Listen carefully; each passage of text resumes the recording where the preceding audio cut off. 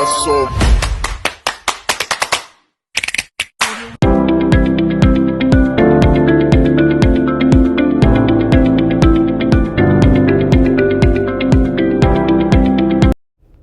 Hello guys! Maraming salamat po sa mga bago nating subscriber. Binabati ko po kayong lahat.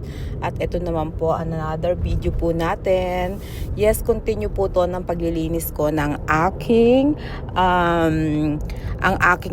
bathroom dahil sa sobrang dumi, hindi naman dumi, hindi siya organized dahil ilang buwan ko rin po siyang hindi nalinisan dahil hindi ko nga magamit dahil sa barado na bathroom ko.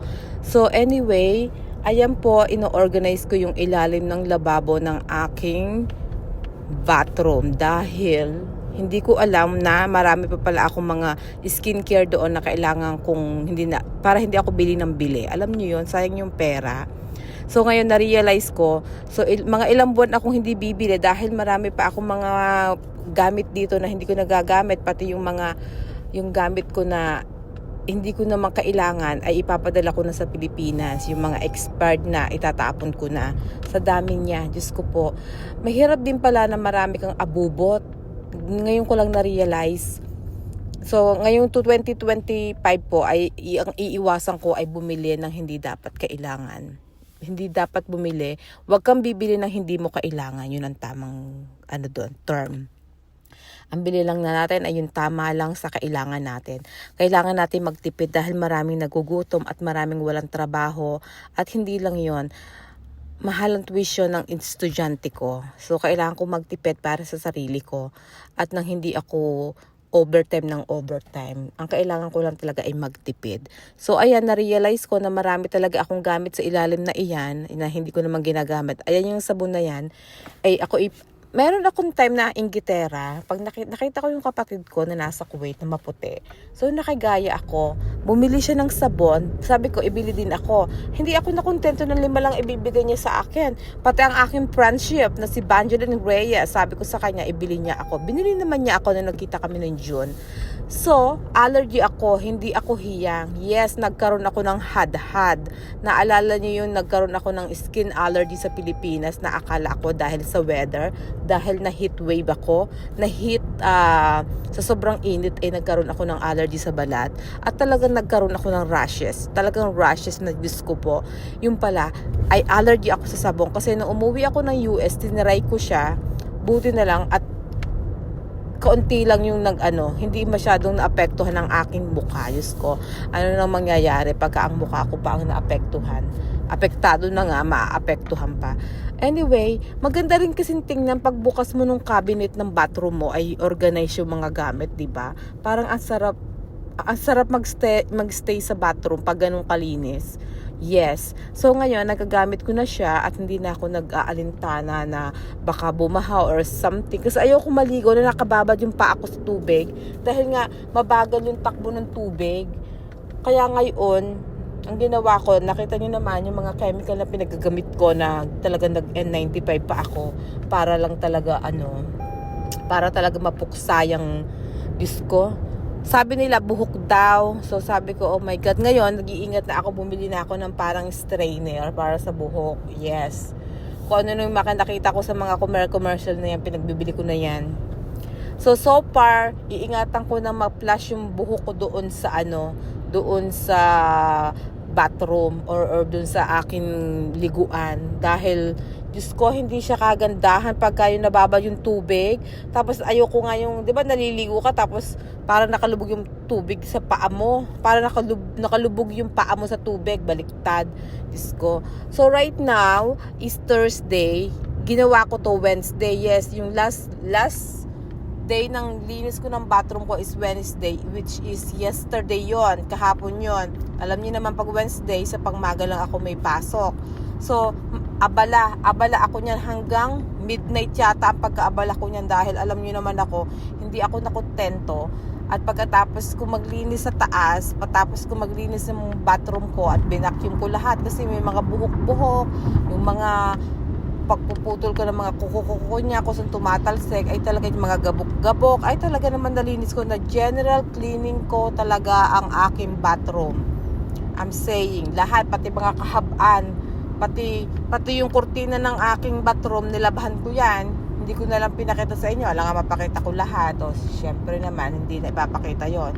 Tapos yung mga hindi kailangan, tinapon ko. Tapos yung mga makeup ko, nilagay ko na sa mga pouch para pag kailangan ko na lang, tsaka ko na lang siya kukuhanin. Hindi ko na lang inilagay para mabilis malinis yung aking bathroom pagka gusto kong punasan mabilis. Kasi ang dami kong mga anik-anik. Ewan ko ba naman, bakit baga ang daming anik-anik dyan sa bathroom ko? Dati-dati nga wala ako, sabon lang, toothbrush ang laman ng bathroom. So na-realize ko hindi pala maganda yon. So ngayon 2020, paulit-ulit ako. Alam niyo naman, kailangan inuulit. Kaya nga sabi ng asawa ko, sinabi mo na kanina yan, ba't inuulit mo na naman? Ganun talaga ako. Naman ako yung sa nanay kong paulit-ulit. Kami magkakapatid paulit-ulit. Pero mas grabe yung kapatid ko. Pag pinapagalitan yung anak niya, paulit-ulit siya. Kahit ako naririndi. So ngayon ko lang nare-realize, mana sila sa akin. Kasi ako din paulit-ulit. Oo. So anyway, ayan. Maganda nang tingnan ang bathroom pag malinis. Kaya kayo, mag-general cleaning na kayo sa bathroom nyo. Yung mga hindi kailangan, ipagtatapon na. Kasi 2025 na. Para lang yung mga yung mga hindi kailangan sa buhay, alisin na natin. Kasi good vibes lang tayo. Bawal ang negative. Negative vibes. Yes. Bawal yon sa atin. Kasi masaya lang ang dapat ang buhay. Alam nyo ba guys, life is too short. Ako na nagsasabi sa inyo, life is too short, kaya kailangan i-enjoy natin ang ating buhay. Gawin na natin ang dapat natin gawin ngayon. Dahil bukas, hindi mo alam kung anong mangyayari sa iyo. Hindi mo alam kung anong merong nag-iintay sa iyo bukas. So, pag may oras ka na kaya mong gawin yung mga dapat gawin ngayon, gawin nyo na. Ako na nagsasabi sa inyo yan dahil na-experience ko na yun sa buhay na kung anong meron kang dapat mong gawin ngayon, gawin nyo na. Life is too short guys. Kung kayo ay may kaaway, mag-peace na kayo dahil masarap matulog na meron kang peace of mind. Yes. Kung meron kayong meron kayong utang na may inutangan kayo, na nagkagalit kayo, walang masamang humingi ng tawad. Yes, walang masamang humingi ng tawad. Ako na mismo ang nagsasabi, pag nakapagpatawad ka at kay humingi ng tawag sa taong nagkasala ka or sa taong pinatawad mo, masarap matulog guys. Nako, hindi ko na problema yun kung hindi sila makatulog. Basta ako, nakakatulog ako dahil lahat ng taong may kasalanan sa akin ay napatawad ko na, at siguro naman lahat na ng mga ginawa ko ng kasalanan pinatawad na rin ako. So ayan, nasa baba na ako, naglinis na ako din ng kusina, na mahinga lang ako ng 30 minutes kasi si Kano nasa taas. So unat-unat lang ako doon, higa-higa lang ako na konti kasi namagod ako sa paglilinis ng bathroom. Pero hindi ako nakatiis, bumaba ako, at dahil sabi ko, parang mapapagod ako bukas ng maga paggising ko, tas madumi yung bathroom. Yung kusina. So pagpasok ko niyan, pagbaba ko sa baba, ayan, sinimulan ko na, parang general cleaning na din ako. Yung mga cabinet ko, yung mga container na yan, pinag-aayos ko. Tsaka yung mga sulok-sulok dyan, pinagpupunasan ko. Araw-araw ko naman yatang ginagawa to, diba? Alam niyo naman ako, cleaning is life. Kami magkakapatid, malilinis kami sa bahay. Bawal ang madumi. Pag madumi ang bahay mo, hindi ka anak ng nanay ko, ampun ka. Pag madumi ang bahay ng mga isa sa kapatid namin, hindi siya anak ng nanay ko, ampun siya. Yun ang sinasabi lagi namin. Pag hindi masarap ang luto mo, ampun ka. Kasi kami lahat masasarap magluto. So sinasabi namin, pag hindi masarap yung luto mo, hindi ka anak. Ako na nagsasabi sa'yo, hindi ka anak ni Ipo. Kasi nga ang tatay ko masarap magluto. Yes. Most kami masarap magluto. Lahat kami marunong magluto. Kahit pa paano, yung iba marunong magluto. Yung bunso lang namin, minsan habay-habay yung kanyang mga luto. Oo. Pero ngayon natututo na siya.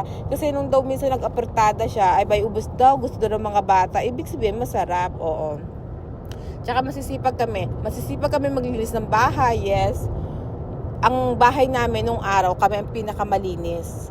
Bahay namin ang pinakamalinis. Harapan namin, wala kang makikita ng dry leaves na galing sa puno, bumaksak sa lupa. Walang ganon. yung mga santan na may mga tuyot-tuyot na yung mga dahon at bulaklak, wala sa amin yan. Kami ang pinakamalinis. Kung may contest nung araw na pinakamalinis na bakuran namin ang pinakamalinis. Ilalaban ko yun at hindi kami magpapatalo dahil alam ko panalo ang pamilya namin. Yes. Alam niyo yun, sa pamilya merong sa pamilya na hindi bawat pamilya hindi perfecto. Pero ganoon talaga yung pamilya, kaya nga tinawag na pamilya eh. May pagkakamali yung isa, kailangan tulungan natin. Oo. Kung saan naman ang pumupunta to kwentuhan natin. So anyway, sinasabi ko lang yun kasi hindi kumot utang kasi may napanood akong vlog, utang yata nung basta kamag-anak niya, sa kanya sinisingil. Eh ang sabi ko, totoo naman, 'di ba? Sino bang nangutang? Hindi naman hindi naman ikaw ang nangutang. At bakit pumirma ka ba ng kasulatan nung pinautang yung kamag-anak mo? 'Di ba hindi naman? So wag mo singilin yung wag mo singilin yung kasi yung kaibigan ko sinisingili siya, dinaan pa sa online. So pangit yung gano'n, wag gano'n. Kung sinong nangutang sa'yo, siya yon, responsibilidad din nangutang sa'yo. Gano'n talaga ang buhay. At saka ganyan tayong mga Pilipino. Kung bakit kumot halimbawa yung kapatid mo may utang, ikaw ang sisingilin. Hindi naman ikaw ang nangutang. Diyos ko, hindi naman kayo parehas ng pangalan. Ewan ko ba? Anyway, change the topic at baka kung saan tayo mapunta. Binabati ko pala si Bebang Ricamata. Hello my dear friend. And anyway, nagsimula na naman tayong bumate. Binabati ko rin ang anak ni Katrina Pineda. Happy birthday, Ineng. 7 years old na siya. Kahapon ang birthday niya.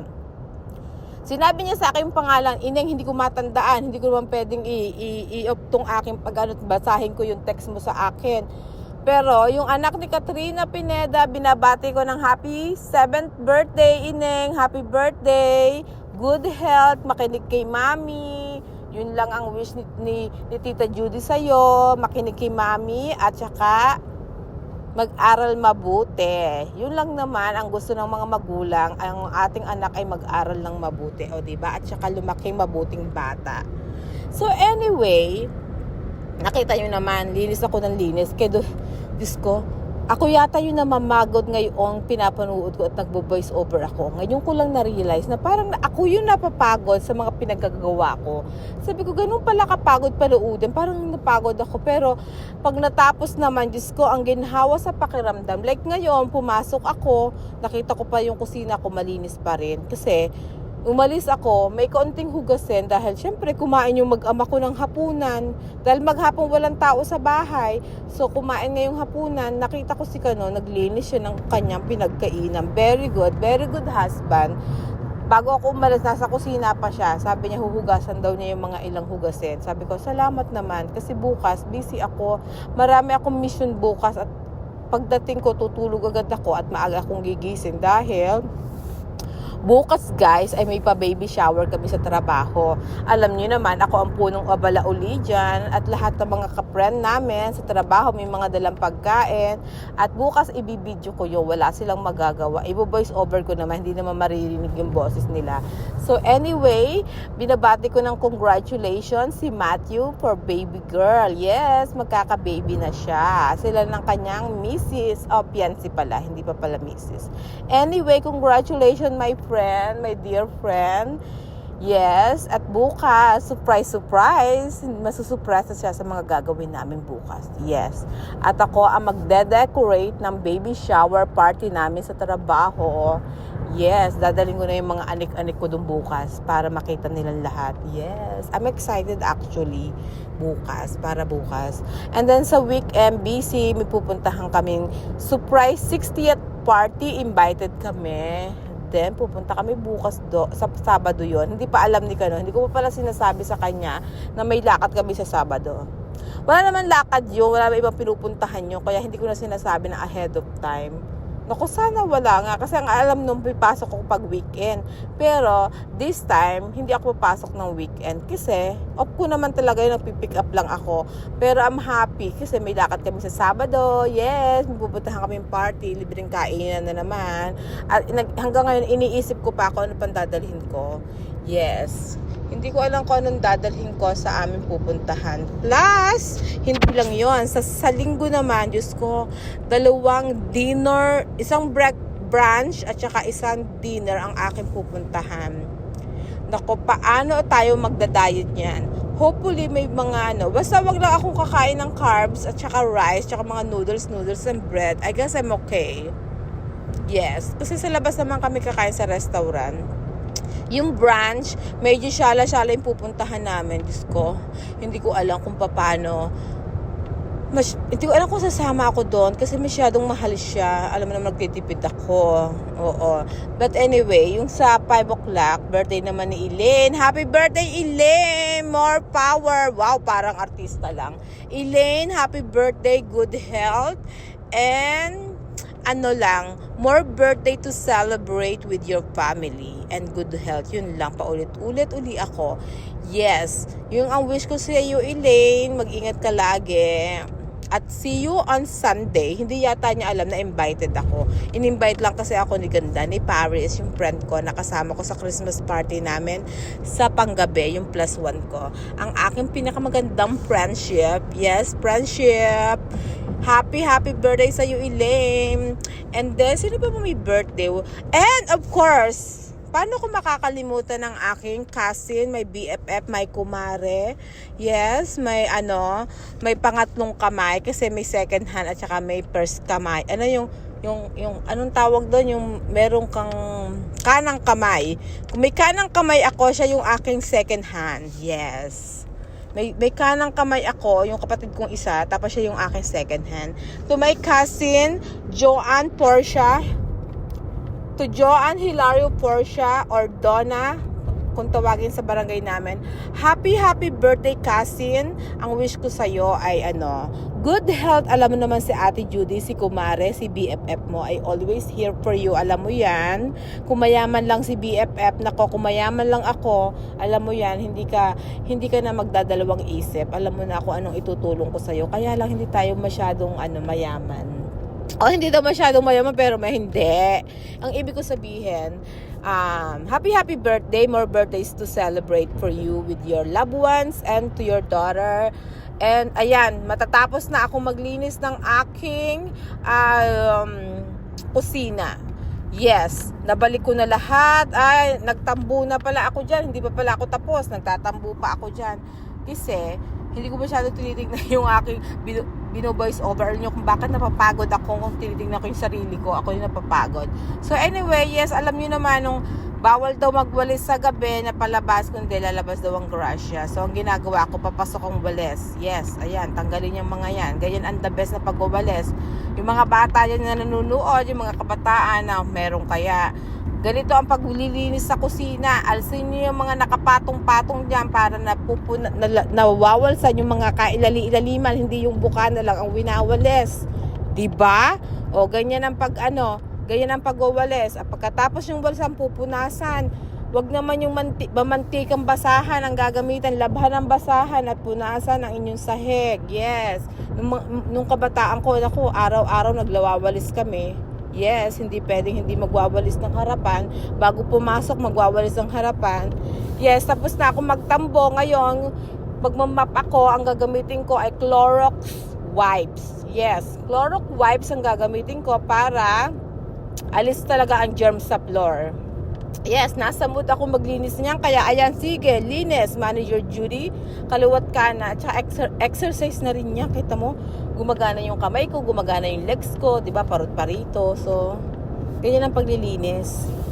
May natutunan kayo sa akin kung paano maglinis. Lahat ng mga nasa sulok, yun ang uunahin nyo muna bago gitna. Ganun lang po yun. So pagkatapos ko dyan maglinis, hinanda ko na rin yung mga dadalhin kong pagkain sa trabaho. Kasi nag-scramble egg ako, and then yung ham na natira ko, pinan-fry ko yan kasi dadalhin ko. Tapos si Madina, itinabi ko na rin yung soup niya kasi dadalang ko siya ng soup dahil si Kano napakabait. Nagawa siya ng soup. Sabi ko kasi hindi pwede si Medina ng pork dahil si Medina po ay Muslim. Yes. So sabi ng asawa ko, sige, chicken na lang ang gagawin ko. O, diba? Kabait na tao naman. Hindi naman niya masyadong close si Medina, pero alam niya close ko si Medina. Kaya sabi niya, oh sige, chicken na lang ang gagawin natin. So ang batang Medina, napakagandang babae. Mamimit niyo siya in person sa February. Yes, meron kaming lakad. At kaming magkasamang dalawa. At si Ganda. Kasama namin si Ganda. So, makikita nyo, meron kaming out of the country. Oh, sana matuloy, sana matuloy. Niluluto pa namin yung aming mga plano sa buhay. So, pinayagan na ako ng jowa ko. Sabi niya, go daw. Kasi ayaw nga niya na mag-plane. So, hindi ko pa sasabihin kung saan kami pupunta, basta out of the country. So, ayan, tapos na yata ako magpunos dyan. At ihahanda ko na yung mga babaunin ko. Masaya ako dahil meron akong babaon. Alam niyo ba kung anong oras na dyan? Diyos ko day. 11:46 na. 11:46 na ng hating gabi. Magmi-midnight na. So, kailangan ko nang magbabay sa inyo dahil patapos na rin naman tong video na to. At sa lahat ng bagong subscriber, maraming salamat po sa pag-subscribe nyo. Remember, once a month po, pipili po tayo ng isang maswerteng mabibigyan ng biyaya. Hindi ko pa sasabihin kung ano yon dahil nag-iisip pa ako. Basta meron akong ibibigay. Once a month po yan, isang lucky ka manager ang masipag mag-share at manood at mag-likes ng aking Facebook video at ang aking YouTube channel, Manager Judy. Subscribe na po kayo at ang aking Facebook, follow me on my Facebook page na Judy Tompkins. Yes guys, Judy Tompkins po, i-follow nyo po ako doon at mamimili po tayo ng isang maswerte and lucky ka manager natin sa every once a month po yan. Every once a month guys ha. Isang maswerteng lucky manager na deserving mabigyan ng lucky blessing. O sige. O ayan, pati yan nagmayabang, hindi naman nakakain dahil bawal nga. O yan lang yan, pwede sa akin yan. Pero yung isa hindi pwede, yung chocolate hindi pwede sa akin yan. Alam ko naman hindi pwede sa akin. Gusto ko lang ipakita ko sa inyo. And that's it guys. Malinis na ang kusina ko at pwede na ako matulog. Ayan, mali yung orasan na yan. Yung isang oras na papakita ko sa inyo. That's it.